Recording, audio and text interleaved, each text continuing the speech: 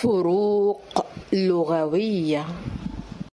الفرق بين قصص بفتح القاف وكسرها: القصص بكسر القاف جمع قصة، والقصة حكاية نثرية طويلة تستمد من الخيال أو الواقع أو منهما معا، وتبنى على قواعد معينة من الفن الكتابي.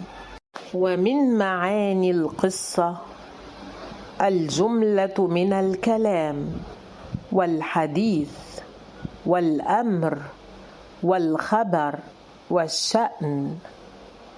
والقصص بفتح القاف رواية الخبر والخبر المقصوص والأثر. والقصص بالفتح هو القصص الذي ساقه الله في القرآن للعظة والعبرة. أما بالكسر فهي من أخيلة الكتاب والأدباء ونسجهم.